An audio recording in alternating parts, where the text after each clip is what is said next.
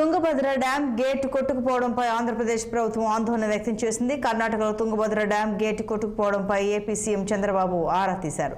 ఈ క్రమంలో dam gate కొట్టుకువెళ్లిన విషయాన్ని సీఎం దృష్టికి మంత్రి పయ్యావుల కేశవ్ తీసుకువెళ్లారు. అలాగే నీటిని నిలువరించేందుకు తీసుకుంటున్న చర్యలపై కర్ణాటక ప్రభుత్వం తుంగభద్ర డ్యాం ఇంజనీర్లతో పయ్యావుల కేశవ్ సంప్రదింపులు నిర్వహించారు. తుంగభద్ర డ్యాం గేట్ కొట్టుకుపోవడం బాధాకరమన్న ఆయన తుంగభద్ర డ్యాంకు గేట్ లాక్ సిస్టమ్ లేకపోవడం వల్ల ఇబ్బందులు వస్తున్నాయని తెలిపారు. గేట్ కొట్టుకుపోతే నీటిని నిలువరించే వ్యవస్థ తుంగభద్ర డ్యాంకు లేదన్నారు. దీనివల్ల భారీగా నీరు వృధాగా కిందకు పోతోందని ఆవేదన వ్యక్తం చేశారు పయ్యావుల.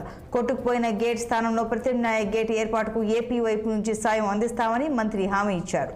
రబ్బర్ డ్యాం ఏర్పాటు చేయాలా లేక వేరే ప్రత్యామ్నాయం ఏమైనా ఉందా అని చూస్తున్నామని చెప్పారు. గేట్ కొట్టుకుపోవడం వల్ల మిరప పంట వేసిన రైతులకు నష్టం వాటిల్లకుండా చూస్తామని తెలిపారు మంత్రి పయ్యావుల.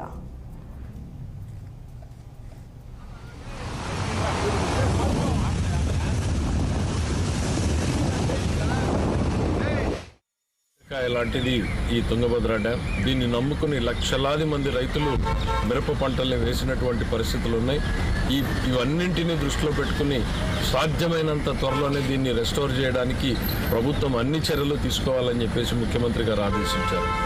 అనంతపురం, కర్నూలు జిల్లాలకి గుండెకాయ లాంటిది ఈ తుంగభద్ర డ్యాం. దీన్ని నమ్ముకుని లక్షలాది మంది రైతులు మిరప పంటల్ని వేసినటువంటి పరిస్థితులు ఉన్నాయి. ఇవన్నింటినీ దృష్టిలో పెట్టుకుని సాధ్యమైనంత త్వరలోనే దీన్ని రెస్టోర్ చేయడానికి ప్రభుత్వం అన్ని చర్యలు తీసుకోవాలని చెప్పేసి ముఖ్యమంత్రి గారు ఆదేశించారు. అనంతపురం, కర్నూలు జిల్లాలకి గుండెకాయ లాంటిది ఈ తుంగభద్ర డ్యాం. దీన్ని